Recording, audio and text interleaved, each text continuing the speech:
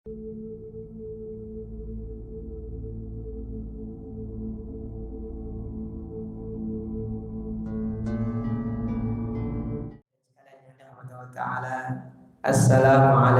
warahmatullahi wabarakatuh. Alhamdulillah wa syukurillah kita bisa kembali hadir bertemu pada malam Rabu ini di Masjid Al-Ikhwan dalam kajian kita Fiqh Syura.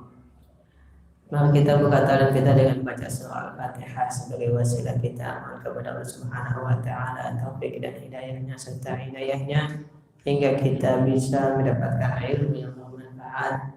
Dan tak lupa kita niatkan pahala Fatihah ini untuk orang tua kita, sanak famili kita, guru-guru kita tak meninggal dunia, wabil khusus para pewakaf dan pendiri Masjid Al-Ikhwan ini. Ala hadin niyah wa ala kulli niyatin salihah wal hadratin nabi. Al-Fatihah. A'udzu billahi minasy syaithanir rajim. Bismillahirrahmanirrahim. Alhamdulillahi rabbil alamin. Arrahmanir rahim. Maliki yaumiddin. Iyyaka na'budu wa iyyaka nasta'in. Ihdinas siratal mustaqim. Siratal ladzina an'amta 'alaihim ghairil maghdubi 'alaihim waladdallin. Amin. Bismillahirrahmanirrahim. Kita lanjutkan kajian kita tentang fiqh syura. Syura yaitu ardul amri ala ahlihi listikrajil ara'i wa adillatihim minhum ma'a tabadul arab bainahum lil usul ila asbabil arab. Jadi syura itu adalah memaparkan sebuah perkara kepada ahli syura untuk mengetahui pendapat dan argumentasi mereka dengan cara bertukar pendapat untuk mencapai pendapat yang paling baik atau pendapat yang paling tepat. Ya. Jadi ketika kita ada suatu masalah atau perkara, ya kita sampaikan kepada ahli syura, orang-orang yang pantas untuk kita ajak bermusyawarah. Kita minta pendapatnya, kita minta penjelasannya, kita minta argumentasinya, dalilnya. Ya, lalu kita bertukar pendapat dengan tujuan untuk mencapai pendapat yang paling tepat untuk perkara tersebut. Nah, itulah syura. Nah, syura ya dalam Al-Quran disebutkan 3 kali dalam bentuk yang berbeda. Selain contoh ya kontrak syura ya, yang ada dalam Al-Quran, di antaranya syura antara Allah Ta'ala dengan para malaikat, kemudian syura antara Nabi Ibrahim dengan putranya Nabi Ismail, kemudian syura antara Nabi Syuaib ya dengan Nabi Musa alaihissalam. Adapun kalimat syura ya, dalam Al-Quran disebutkan 3 kali. Pertama dalam surat Asy-Syura yaitu amruhum syura bainahum. Ya. Kemudian yang kedua ya ada pada surah Al-Imran ayat 159, Allah Ta'ala berfirman wa syawirhum fil amr. Dan yang ketiga yaitu ada pada surah Al-Baqarah yaitu yang Allah Ta'ala wa tasyawurin ya, wa tasyawurin. Ayat yang pertama dan yang kedua ya, di surah Asy-Syura dan surah Al-Imran sudah kita bahas pada pertemuan yang lalu. Adapun pada surat Asy-Syura itu memberikan gambaran tentang pujian Allah Ta'ala kepada kaum mukminin yang terbiasa melakukan syura dalam segala urusan mereka.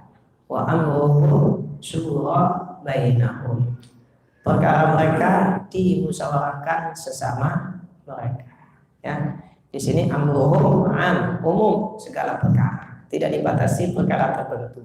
Segala perkara dimusyawarahkan sesama mereka. Itulah di antara sifat orang mukmin. Adapun pada ayat 159 surah Al-Imran ya, digambarkan tentang perintah Allah Ta'ala kepada Nabi kita Muhammad sallallahu alaihi wasallam untuk mengajak para sahabat bermusyawarah. Wa syawirhum fil amr. Al-amru ini juga bentuk ya, ya, karena amrun mufrad ditambah dengan alif lam artinya lil istighraq segala perkara. Ya, Nah, Allah Ta'ala perintahkan kepada Nabi untuk bermusyawarah kepada para sahabatnya atau untuk mengajak para sahabatnya bermusyawarah dalam segala perkara. Ya. Nanti kita akan lihat dalam contoh surah dalam sunnah Nabi. Nah, adapun ayat yang ketiga, nah, ini potret yang lebih sempit lagi, yaitu keluarga antara seorang ayah dan ibu tentang anaknya. Ya. Di sini dalam surah Al-Baqarah, ya, ayat 233 Allah Ta'ala berfirman, A'udzubillahi minasyaitonirrajim, fa in arada fisalan an taradin minhuma wa tasyawurin fala junaha alaihima. Yang artinya fa in arada, jika ayah dan ibu, jika keduanya yaitu ayah dan ibu arada fisalan, ingin menyapi anaknya, ya, antarodin, yang didasarkan sama-sama setuju, ya, ayahnya setuju, ibunya setuju, ya, antarodin minhuma, ridho dari keduanya, wa tasyawurin, dan juga ya diawali atau dinadaskan dengan musyawarah, fala junaha alaihima, maka tidak berdosa bagi keduanya. Ayat ini konteksnya adalah tentang pasangan suami istri yang bercerai, lalu mereka mempunyai anak yang masih disusui, Jadi ceritanya atau konteks ayat ini adalah menjelaskan tentang pasangan suami istri berpisah. Berarti kan udah bukan istrinya lagi itu, tapi mereka punya anak masih usia menyusui. Nah, Allah Ta'ala perintahkan kepada ibu dari anak ini untuk menyusui. Wal walidatu yurdi'na auladahunna, itu awal ayatnya. Para ibu yang melahirkan menyusui anak mereka, ya kan? Nah, adapun si ayah, apa kewajibannya? Wa 'alal mauludi lahu rizquhunna wa kiswatuhunna. Si ayah dari si bayi ini kewajibannya memberi upah, memberi nafkah kepada ibu yang menyusui. Walaupun sudah bukan istrinya, tapi karena dia menyusui anaknya, ya, maka dia punya kewajiban untuk memberi nafkah kepada ibu yang menyusui tadi.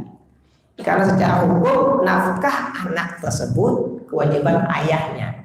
Namun karena nafkah si anak masih dalam bentuk ASI, nyusu sama ibunya, berarti ibunya yang dikasih upah. Ya, bahkan bukan rizqun, bukan hanya upah, tapi bagi suatu guna dan pakaian juga, ya, agar ibu itu bisa tetap sehat sehingga bisa menyusui anaknya, gitu. Nah, masa menyusui di Al-Quran disebutkan haulaini, 2 tahun kamilaini penuh.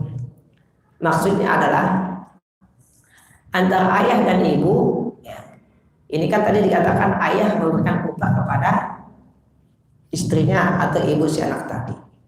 Berapa lama upah tersebut? Ya, setahun kah, 2 tahun kah? Di sini Al-Quran mengatakan paling tidak 2 tahun. Artinya kewajiban si ayah memberi upah kepada ibu atas menyusui hanya 2 tahun. Artinya kalau ingin lebih dari 2 tahun, maka ayah sudah tidak punya kewajiban lagi. Maka dianggap si ibu itu, ya, sukarela menyusui anaknya. Nah, tapi seandainya nih kata ayahnya, misalkan ini kayaknya nggak sampai 2 tahun deh, ya, 1,5 tahun aja dah, misalkan kata ayahnya, kan? Atau sebaliknya si ibu yang mengatakan ini nyusunya 1 tahun aja dah, habis ini kita sapi, misalkan. Nah, ini antara ayah dan ibu harus, ya, sama-sama setuju. Nggak boleh yang satu setuju, yang tidak boleh yang satunya tidak. Nah, di sini dikatakan, ya,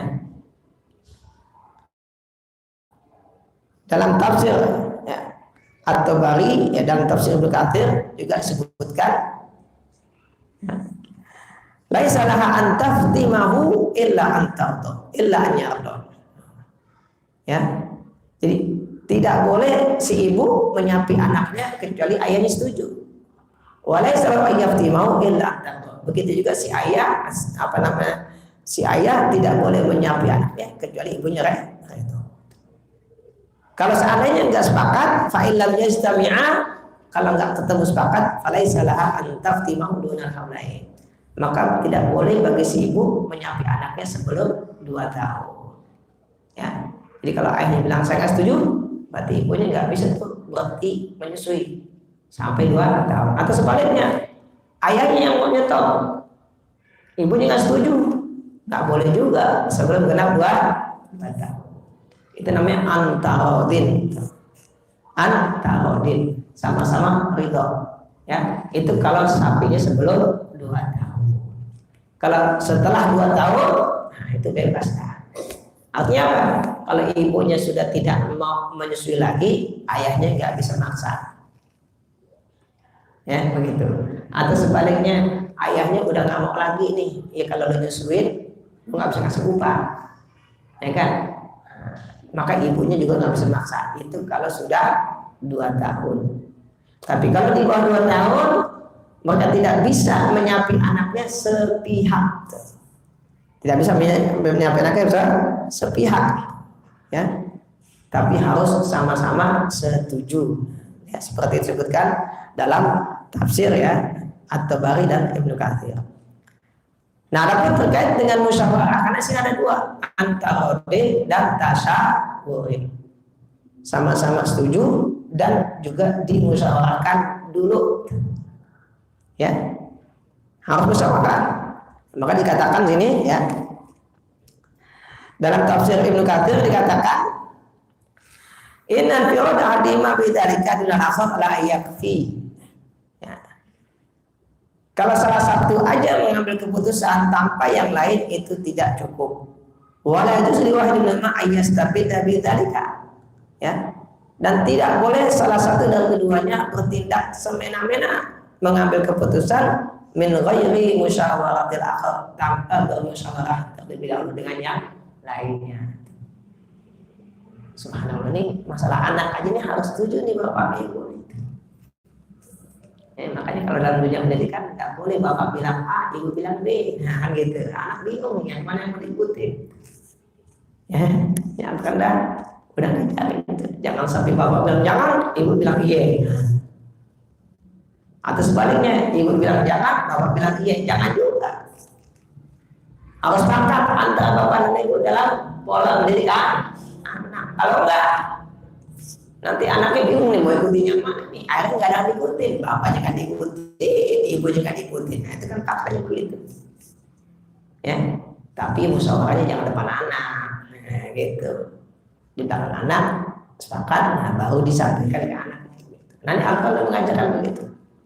Musyawarah antara ayah dan ibu dalam perkara anak. Dalam perkara anak, bahkan dalam perkara menyapi aja perlu musyawarah. Ya seperti itu. Nah kemudian hal yang menarik ya, kalau bapak sekalian lihat di Al-Quran ya, itu kalimatnya antarodin minhuma wa tasyawurin. Udah nggak pakai bainahuma. Kan kalau di surat Asy-Syura wa amruhum syura bainahum, ada baina setelah syura. Artinya dimusyawarahkan sesama mereka. Ya, ini urusan masjid, berarti semua yang terlibat di masjid diajak musyawarah. Nah, tapi di sini dalam ayat tentang menyapi, Allah tidak menyebutkan wa tasyawurin bainahuma. Enggak dikatakan wa tasyawurin bainahuma. Tapi wa tasyawurin udah begitu aja, enggak pakai kalimat bainahuma.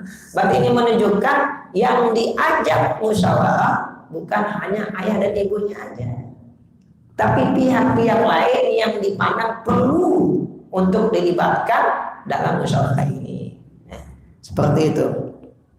Ya. Dan sini dikatakan ya, kalimat tasyawur karena tidak ada kalimat bainahuma yang dulu ala anna tasyawur mahsur bainal walidain duna ghairima. Ya. Nah di sini dikatakan wa hada yadullu ala ta'kidi wujubit tasyawur. Nah, kalau tidak ada kalimat bainahuma, berarti musyawarah itu tidak hanya mereka berdua, tapi melibatkan orang lain. Siapa? ya, yaitu misalkan ahli gizi. Ini anak kalau kita sapi gimana nih? Nah, ya kita tanya dah dokter anak atau dokter ahli gizi, ya. Maka disini dikatakan dalam tafsir Ibnu Mas'ud Ma'alimut Tanzil, yang dikatakan di sini, bal alaihi ma ayyushawira ahlal ilmi bi fitamit tifli qabla haulaini. Wajib bagi ayah dan ibu untuk berkonsultasi kepada ahli, ya, tentang anak, tentang menyapih anak jika disapi sebelum 2 tahun. Ya, jadi konsultasi dulu, berarti yang diajak musyawarah juga orang lain yang memiliki keahlian, bukan hanya antara ayah dan ibu, begitu. Ya, jadi sebelum kita putusin ya udah kita tanya dokter, udah anak kita konsultasi. Nih kalau belum 2 tahun kita sapi gimana nih? Boleh nggak? Nah, nanti dokter bilang, oh sebaiknya 2 tahun pak. Gitu misalkan, ya udah 2 tahun. Nah, sebenarnya, gitu ya. Jadi kata 2 tahun dalam ayat tadi itu kaitannya dengan hukum, hukum, ya, bukan kaitannya dengan medis. Ya, artinya kalau bapak mau anaknya disusuin 3 tahun silahkan aja. Ya, jangan 2 tahun udah berhenti, wajib berhenti. Enggak, bukan wajib berhenti. Ya, bukan 2 tahun wajib berhenti, karena ini pembahasan tentang hukum, bukan tentang, ya, medis. Artinya 2 tahun udah berhenti, ya silakan. Mau lebih 2 tahun, yang penting dikonsultasikan dulu ke ahlinya. Begitu kan, seperti itu. Kemudian yang berikutnya, kan, di sini kalau kita lihat kalimat tasyawurin itu nakirah, ya, nggak ada alif lamnya, ya, tasyawurin itu nakirah. Nah, Al-Alusi, ya, Al-Imam Alusi dalam Ruhul Ma'ani mengatakan, ya, kenapa Allah menyebutkannya tasyawurin dengan nakirah? Tankiruhu litafkhim, ya, disebut nakirah ini berarti perkaranya bukan perkara sepele, perkara serius, ya, perkara serius, karena ini masa depan anak, ya. Kalau anak kurang gizi, dampaknya berkepanjangan, makanya harus konsultasi dulu, jangan ngambil keputusan sepihak. Ya, juga antara ayah dan ibu tadi, mungkin ibunya mangisin, mungkin menyusui, ya kan, biar lebih dekat lagi dengan anaknya, ya, atau sebaliknya, ya, bapaknya juga masih punya anaknya disusui sama ibunya, begitu. Jadi harus atas ridho keduanya dan juga setelah bermusyawarah dengan ahlinya. Ya. Nah, sehingga kita mengambil kesimpulan, ya, dalam perkara yang terlihat tidak besar, cuma masalah anak kecil yang umurnya baru mungkin 1 tahun 2 tahun, dan masalah menyusui, ya, ini masalah yang terlihat kecil, tapi Allah sebutkan dalam Al-Quran, dan Allah perintahkan untuk bermusyawarah dalam perkara yang terlihat kecil. Jika yang terlihat kecil aja Allah perintahkan musyawarah, apalagi perkara yang besar yang melibatkan banyak orang, ya, yang melibatkan kepentingan banyak orang. Nah, ini jangan diambil sepihak. Yang mentang-mentang saya ketua, saya mutusin. Nah, jangan. Musyawarah dulu. Katakan ada model begitu, ya kan? Gua ketuanya, gua mutusin. Nggak perlu musyawarah, enggak. Itu bukan ajaran Islam. Ya, Islam mengajarkan kita sebelum mengambil keputusan bermusyawarah terlebih dahulu. Ya, begitu. Bermusyawarah terlebih dahulu. Memang setelah bermusyawarah yang mengambil keputusan ketua, nanti kita bahas ada babnya, ya, mekanisme pengambilan keputusan setelah surah seperti apa, gitu. Namun di sini yang kita ambil pelajarannya adalah Allah Ta'ala perintahkan kepada hambanya, terutama kepada yang beriman, untuk bermusyawarah dalam segala perkara. Begitu. Nah, Rasul sudah menerjemahkan perintah ini ke dalam perbuatannya. Ya, dalam perbuatannya, beliau bermusyawarah dalam banyak perkara. Ya, dalam banyak perkara. Ya, nanti kita akan bahas satu persatu. Namun sebelum kita bahas surah yang Rasul lakukan, yang pertama Rasul menjelaskan tentang fadilah, keutamaan surah. Ya, karena manusia kalau dijelaskan keutamaannya biasanya lebih tertarik. Oh begitu ya, nah jadi lebih tertarik. Banyak hadis-hadis tentang keutamaan surah, kita akan sebutkan beberapanya saja. Di antaranya hadis yang pertama dari Abu Hurairah radhiyallahu anhu, Rasulullah bersabda, al-mustasyaru mu'tamanun. Al-mustasyaru mu'tamanun. Hadis diriwayatkan oleh Imam Abu Daud dan Imam Tirmizi ya dalam sunannya, serta Ibnu Majah juga dalam sunannya ya. Imam Tirmizi mengatakan hadisun hasanun. Apa makna mustasyar? Mustasyar itu orang yang diminta pendapatnya. Al-mustasyar artinya orang yang diminta pendapatnya. Ya. Kita nyebutnya konsultan misalnya. Ya kan? Makanya kalau dalam organisasi ada mustasyar. Di NU ada mustasyar, ya kan? Di Muhammadiyah ada mustasyar. Itu sama orang yang diminta pendapatnya. Tenang mustasyar. Al mustasyar mu'tamanun. Apa mu'taman? Dari kata iktamana. Apa iktamana?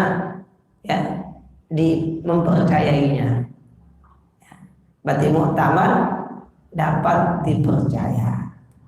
Berarti orang yang diberikan amanah sebagai konsultan, orang yang menjadikan rujukan dalam perkara yang diminta pendapatnya, maka dia harus amanah, harus dapat dipercaya, menyampaikan pendapat secara objektif, secara ilmiah, bukan secara subjektif, apalagi mengikuti hawa nafsu.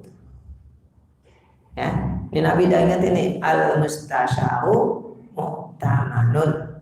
Orang yang diminta pendapatnya harus dapat dipercaya. Ya, misalkan datang orang, Anda pengen nanya ente nih, ya kan, tentang si fulan. Kenapa si fulan kemarin datang pertama, Anda belum jawab sih.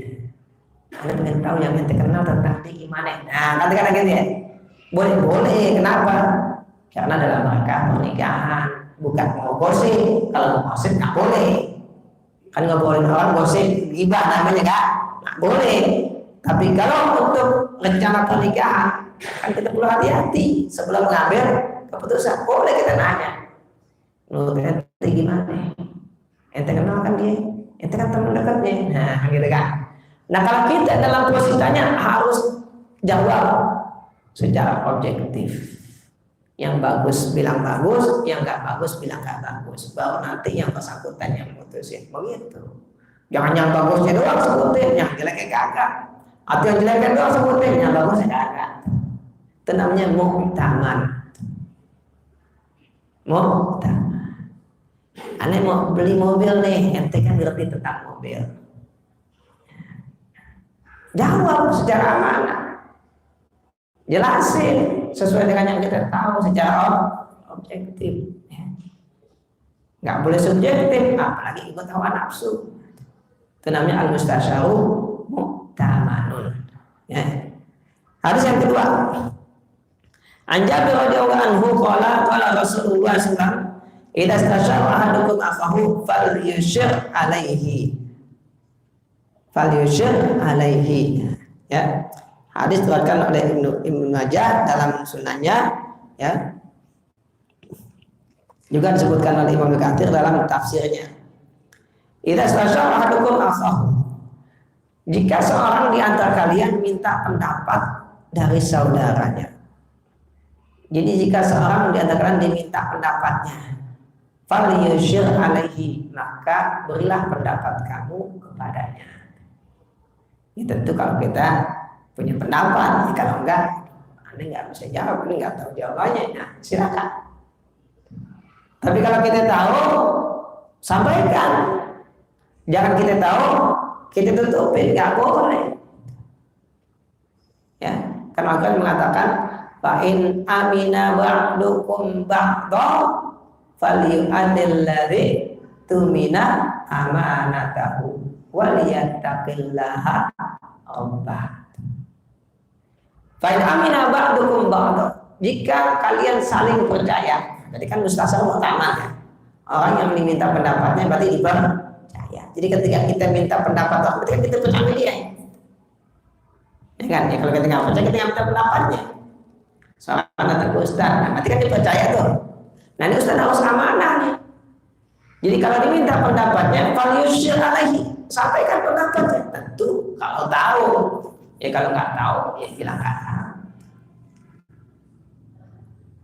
Jangan kalau tahu kita umpetin, kita nggak mau jawab. Ya.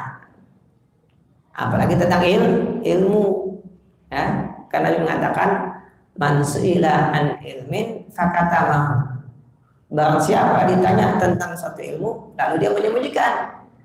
Uljima yaumal qiyamati bilijamin minanna.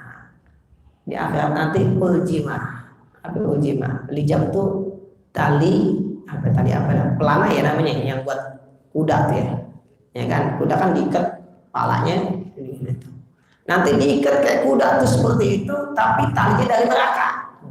Buat apa? Buat diseret ke neraka, begitu maksudnya.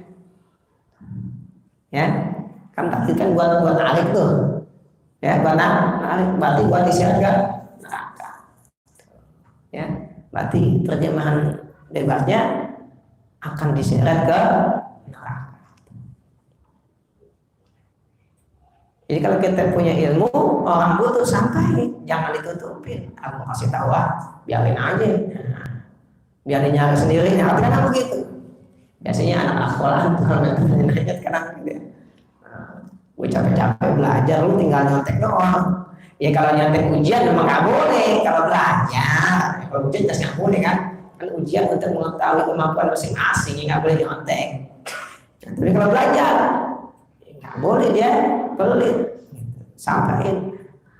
Kita sekarang adukum akhau falyusyir alaihi. Jadi kalau kita diminta pendapat oleh saudara kita ya kecuali kalau kita nggak tahu. Ya, kalau kita nggak tahu ya sudah Allah wa Rasul alam atau Allah wa alam gitu. Ya.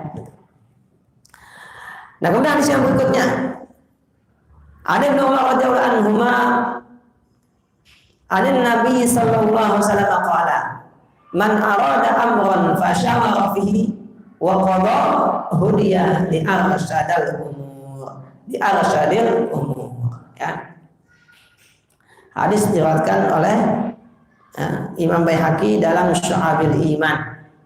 Ya. Dan Al-Haisami mengatakan rijaluhu thiqat, ya, rawinya dapat dipercaya.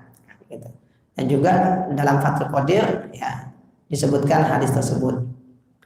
Nah, di sini Nabi bersabda, man arada amron, barang siapa menginginkan suatu perkara, berarti umum nih.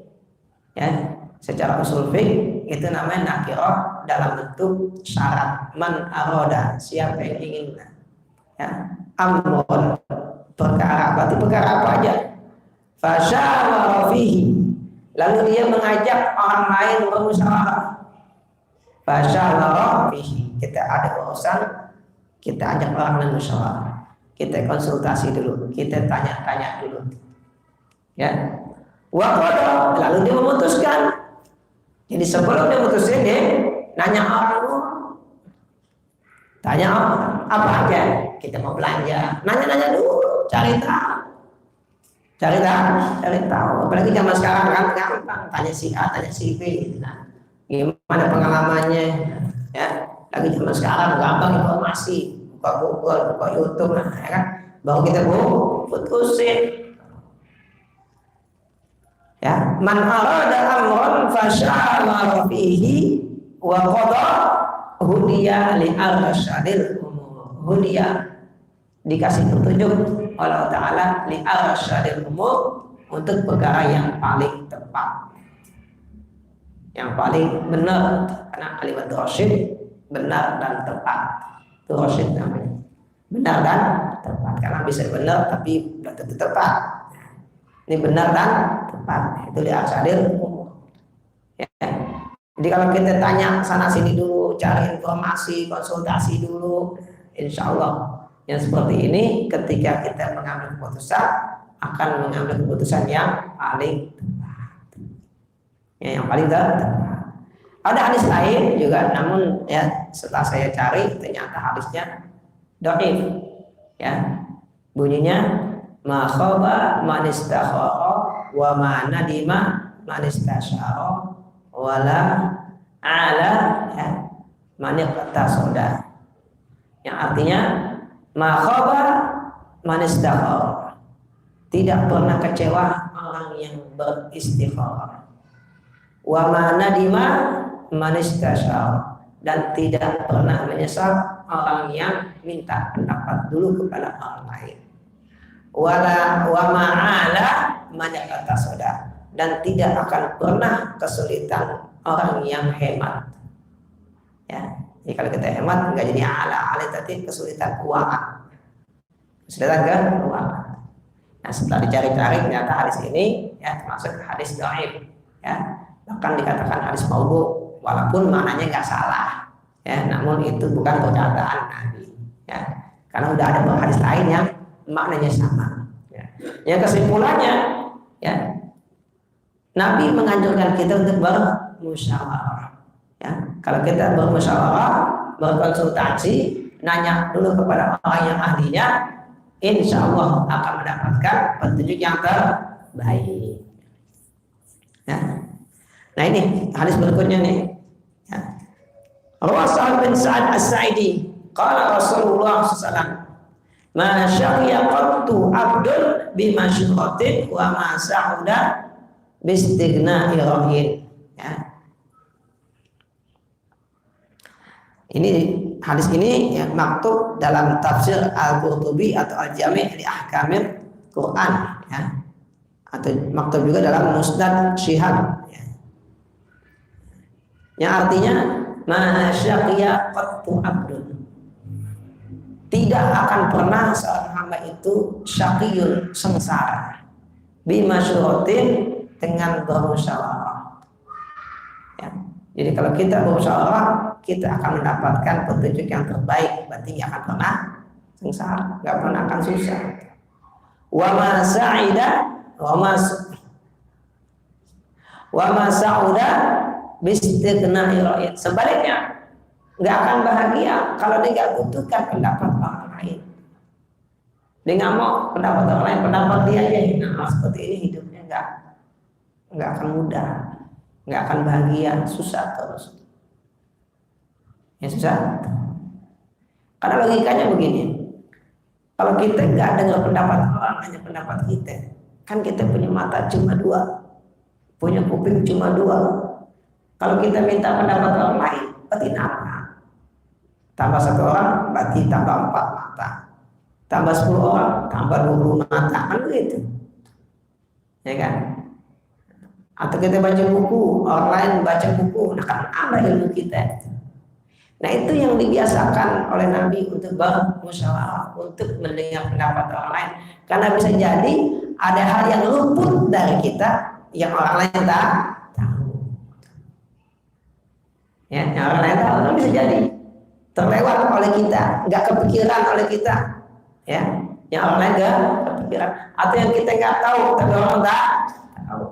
Nah itu pentingnya musyawarah. Ya itu pentingnya musyawarah. Ya seperti itu. Ya. Nah itu beberapa hadis dari Nabi kita Muhammad SAW tentang keutamaan bermusyawarah.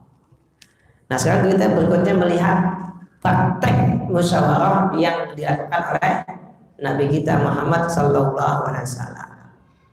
Imam Muqatil mengatakan Nabi adalah orang yang paling banyak bermusyawarah. Kalau bahasa kita dikit-dikit musyawarah, dikit-dikit musyawarah. Nah begitu kalau bahasa kita. Ya, dikit-dikit musyawarah. Sebutkan dalam tafsir Katsir seperti itu. Bahkan Imam Bukhari dalam sahihnya membuat satu bab tentang surah yang Nabi lakukan. Ya, artinya apa? Saking pentingnya perkara ini dan saking banyaknya hadis yang menggambarkan tentang musyawarahnya Nabi, sampai Imam Bukhari dalam sahihnya membuat satu bab khusus tentang surah. Ya, itu dalam kitab tafsir, di antaranya tafsir qaul ta'ala wa amruhum syura bainahum dan wa syawirum fil amr.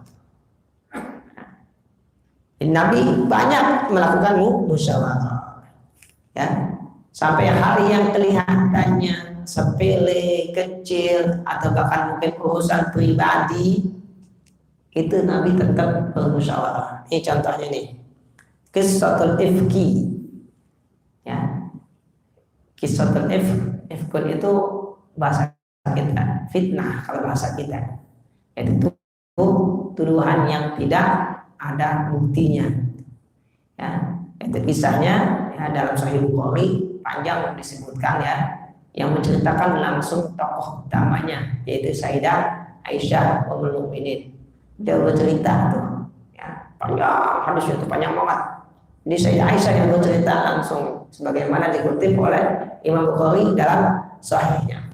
Ya, jadi Sayyidah bercerita, ya, Nabi biasa kalau perang mengajak istrinya, lalu beliau mengundi dan keluarlah ya Sayyidah Aisyah namanya, lalu ikutlah keluar bersama Nabi, ya, itu dalam kasus itu peperangannya perang Bani Mustolak, ya, Bani Mustolak gitu. Nah selesai perang pulang, nah jalan perjalanan ya istirahat sebentar. Nah ketika istirahat Sayyidah Aisyah pengen buang hajat. Nah dia pengen buang hajat tuh, pergi dah buang hajat sendirian. Namanya tanah pasir kan harus ngumpet jauh supaya enggak lihat. Gitu. Nah begitu dia balik, pas dipegang kalungnya lepas, kalung lepas nih, dibalik lagi buat cari kalungnya. Ketemu, begitu balik, omongan udah pergi semua omongan, udah pergi. Kok bisa Aisyah ditinggal? Mereka nyangka Aisyah udah ada di dalam kendaraan. Kan kendaraannya tandu ya, kan zaman dulu kan belum ada mobil, tandu digotong sama orang laki gitu 4. Di dalamnya Aisyah dulu kan begitu. Nah Aisyah umurnya baru 15 tahun. Ya, belum berat, nggak gemuk, sehingga orang nggak terasa kalau Sayyidah Aisyah nggak ada, jalan aja udah. Sayyidah Aisyah cerita gitu kan, gitu. Akhirnya Sayyidah Aisyah balik dah ke tempat ya yang melarang tadi istirahat, dengan harapan mereka sadar kalau Aisyah ketinggalan, nanti mereka balik lagi buat jemput Sayyidah Aisyah. Tapi ternyata ditungguin nggak tahu juga Sayyidah Aisyah ngantuk. Ketiduran udah. Nah ini kisah ini terjadi setelah turun perintah Allah Ta'ala kepada para Nabi untuk pakai hijab. Jadi nggak boleh kelihatan sama sekali, mukanya pun nggak boleh kelihatan gitu. Ya. Nah kemudian ada seorang sahabat, siapa namanya lupa saya, Sofwan ya. Seorang sahabat Sofwan emang tugasnya nyapu kalau bahasa kita. Ya, artinya apa? Dari dalam halaman kali aja ada pasukannya ketinggalan atau mungkin ada barang-barang yang tercecer. Emang itu tugasnya tuh, ya kan? Nah, Sofwan udah mengenal Sayyidah Aisyah. Kenapa? Sebelum ada perintah hijab. Ya, jadi sebelum ada perintah hijab kan berarti wajahnya nggak kelihatan kan? Nah, Sofwan kenal. Dipakai nanya begitu. Kaget kok ada Sayyidah Aisyah tidur di sini. Kebayang ya dengan perang pasir ya, itu bukan dulu. Langsung diberpaling, ya kan? Nggak berani lihat kan, emang nggak boleh lihat, gitu. Ya, paling belakangnya. Nah Sayyidah Aisyah kaget. Ada orang ucapin innalillahi wa inna ilaihi raji'un, kebangun, langsung ditutup Sayyidah Aisyah, begitu. Ya kan? Tanpa ngomong sepatah kata pun, nggak ada omongan sepatah kata pun nggak ada, langsung kontanya diturunin supaya Sayyidah sana naik dah, tuntun bangunan. Nah begitu sampai Madinah ya kan? Nah, Rasul munafikin dedengkotnya orang munafik itu Abdullah bin Ubay bin Salul. Wah, kan Sayyidah Aisyah sama laki-laki berduaan, nah langsung disebab fitnah, ya disebab fitnah ini berduaan ya, nah, tersebarlah ya. Sebenarnya Aisyah saya nggak tahu, ya dia langsung pulang ke rumah, dia sakit ya, mungkin kalau bahasa kita masuk angin gitu kali ya kan malam-malam ya, tidur ya di ruang terbuka, ya, begitu. Terus pas pulang juga nggak apa-apa. Kalau sebelumnya kan ada tempat tertutup namanya haudah coba sahamnya ya, seperti itu. Ya mungkin makanya sebulan dia sakit. Saya nggak tahu apa itu pada musim kedua, karena sakit. Nah begitu dia sembuh, ya, nah dia ketemu pembantunya Barirah apa masalah namanya, ya kan. Nah, Sayyidah Aisyah ditanya, kamu nggak tahu apa yang kenapa? Nggak tahu. Nah emang sebelumnya saya agak sedikit curiga. Biasanya Nabi kalau saya lagi sakit tuh diurusin gitu kan, ya. Ini kok Nabi kayaknya cuma kalau datang, Assalamualaikum, gimana kabarnya? Udah gitu doang, ya. Nggak mesra kayak seperti biasanya. Jadi agak sedikit kaget juga, iya. Kenapa Nabi begitu ya? Nah ternyata di luar ada gosip. Ya kalau saya di Aisyah ya bersama Sofwan tadi tersebar tambah luas. Akhirnya saya desa sakit lagi gara-gara doang itu. Sakit lagi itu, ya kan? Nah dia ingin tahu berita dari orang terdekatnya, dari ayah ibunya. Diizin sama Nabi, boleh nggak saya pulang ke rumah ayah? Diizin sama Nabi pulang ke rumah ayahnya, ya, yaitu Sayyidina Abu Bakar. Nah, sama nanya ayahnya, tanya ibunya, ya begitulah ceritanya. Kalau bahasa kita begitu ya, tambah stres kan, tambah sakit. Ya, saya bilang, wallahi ana bari'ah, demi Allah saya ini nggak salah. Emang nggak salah. Ngomong aja kagak, satu kata pun kagak. Ya, soalnya juga tahu kan nggak berani istri Nabi. Begitu kaget langsung ngebelakangin, nggak berani melihat. Cuma ya turunin otaknya supaya nah udah supaya satu kata pun nggak ada bahasa Indonesia. Jadi ngomong aja kagak, dia nggak berani istri Nabi. Tapi itulah gosip yang disebarkan oleh Abdullah bin Ubay. Gitu. Nah, Nabi nggak bisa putusin tuh, nggak bisa memutusin dalam perkara ini. Wahyu juga belum turun, ya kan? Nah, kemudian Nabi datangin Sayyidah Aisyah, bilang kepada Sayyidah Aisyah, ya kan? Kalau memang kamu salah, ya akuin aja, bertaubat, Allah terima taubat. Wah, tambah perempuan digituin gitu, masa kita kan ya, nah, tambah sakit hati kan gitu, ya tambah sakit hati. Ya, saya bilang kepadanya, tolong jawab pertanyaan Rasulullah. Nggak berani jawab saya Abu Bakar. Ibunya tolong jawab, nggak berani juga udah. Ya, nggak ada yang berani. Hanya Rasul tanya Sayyidina Ali tentang hal ini. Ini gimana nih pendapat kamu nih? Ya, sebelumnya dia nanya Usama. Ya, Usama itu mantan anak angkatnya. Ya, kata Usama, demi Allah, ya, yang saya dapati tidak ada sedikit pun dari Sayyidah Aisyah kecuali kebaikan. Ya, hati nggak percaya dengan isu tersebut. Ya, jadi Usama tuh nggak percaya dengan isu tersebut, gitu, ya. Kemudian Rasul nanya lagi kepada Sayyidina Ali, gimana pendapat kamu? Kata Sayyidina Ali, perempuan banyak, nah, gitu ya. Kalau kamu mau kawin lagi, bisa aja. Maksudnya, ya ini kan sindiran bahasa gitu kan. Ya, bukan berarti dia salah, enggak. Ya, nanti kalau mau Rasul nggak mau, ya tinggal ceraiin gitu, ya kan. Mau nikah lagi, gampang. Ya kan. Tanya lagi, Barirah di pembantunya. Sama jawabannya sama, ya kan? Ya, Sayyidah Aisyah itu kan masih muda, ya, baru 15 tahun. Ya, ya namanya orang ketiduran, ketiduran, dia nggak sadar. Ya, tapi saya percaya nggak mungkin ada keburukan sedikit pun dari Sayyidah Aisyah. Nah itu contoh musyawarah Nabi bertanya kepada orang dalamnya, orang rumahnya tentang Sayyidah Aisyah. Kita potong sebentar ya. Sedikit kita sebagai penutup ya. Jadi di sini dalam perkara Sayyidah Aisyah, Rasul mengajak musyawarah orang dalam. Kenapa? Karena perkara rumah tangga. Nah kan ditanya siapa? Usama. Usama itu anak angkat, ya, anak angkat Nabi. Tapi setelah Allah Ta'ala hapus, ya, dan larang anak angkat, nah kemudian Usama enggak lagi jadi anak angkat, ya, begitu. Nah, adapun Barirah ini emang pembantunya nih, orang dalam, pelayannya Sayyidah Aisyah, gitu ya, pelayannya. Adapun Sayyidina Ali, ya, ini menantunya, begitu. Dia Rasul ngajak bicara tuh orang dalamnya, ya kan?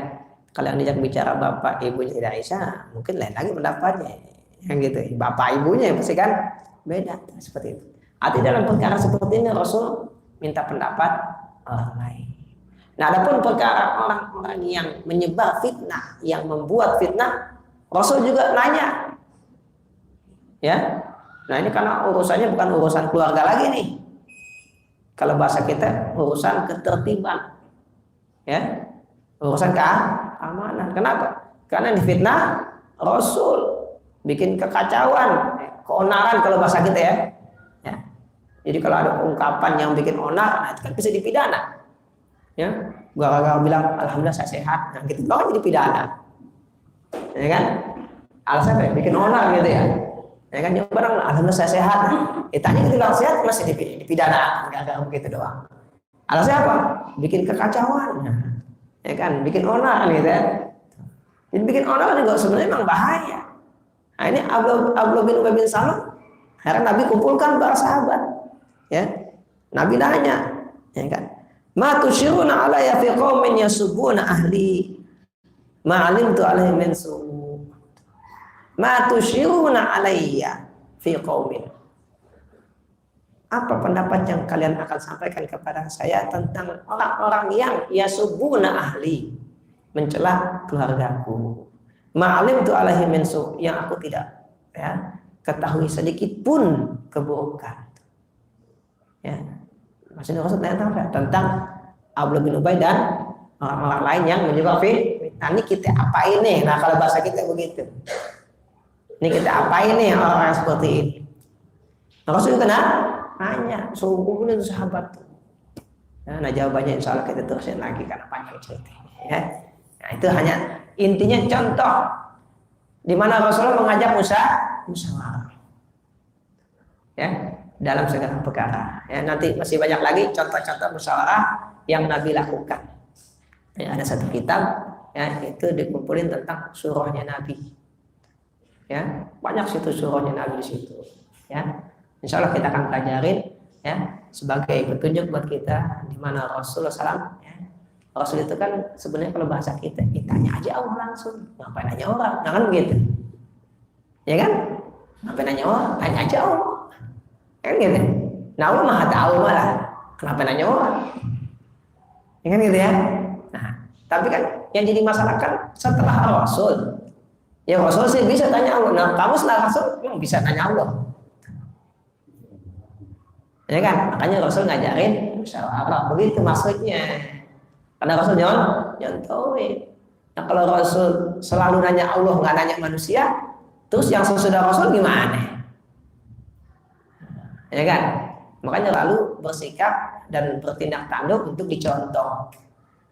Untuk dicontoh. Nah kalau setiap perkara Rasul nanya Allah terus, nggak nanya manusia, yang sesudahnya mau nanya siapa? Ya kan? Padahal kan mau gampang ya Rasul tanya ya Allah siapa sih yang salah? Nah kan gitu. Selesai urusan. Ya kan? Ya Allah hukumnya apa? Selesai urusan. Nah tapi hal seperti itu Rasul nggak lakukan. Kenapa? Karena Rasul ingin memberikan contoh kepada para sahabat, ya. Kalau kita ini minta pendapat tentu manusia. Kalau minta pendapat Allah namanya istikharah. Nah itu. Istikharah itu minta pendapat Allah, namanya istikharah. Kalau minta pendapat manusia namanya istisyarah atau musyawarah. Ya, misalnya kita lanjutkan lagi karena waktu juga, kita cukupkan pertemuan kita pada malam hari sampai di sini. Mudah-mudahan apa yang telah kita pelajari bisa menambah pengetahuan dan ilmu kita tentang ajaran Islam, ya, tentang ajaran Rasulullah sallallahu alaihi wasallam. Al-Fatihah. Alhamdulillah. Iyyaka na'budu wa iyyaka nasta'in. Shiratal ladzina an'amta 'alaihim. Astaghfirullahaladzim, astaghfirullahaladzim, astaghfirullahaladzim. Bismillahirrahmanirrahim. Alhamdulillahirabbil alamin. Allahumma shalli ala sayyidina Muhammad wa ala ali sayyidina Muhammad. Allahumma aghnina bil ilmi wa zayyinna bil hilmi wa akrimna bit taqwa wa jammilna bil afiyah. Allahumma jammilna bil afiyati was salamah wa haqiqna bit taqwa wal istiqamah wa izna min mujibatin nadama innaka sami'ud du'a. Rabbana atina fid dunya hasanah wa fil akhirati hasanatan wa qina adzabannar. Wassallallahu ala sayyidina Muhammadin wa ala alihi wa sahbihi wasallam. Alhamdulillahi rabbil alamin. Subhanakallahumma wa bihamdika asyhadu an la ilaha illa anta astaghfiruka wa atubu ilaik. Assalamualaikum warahmatullahi wabarakatuh.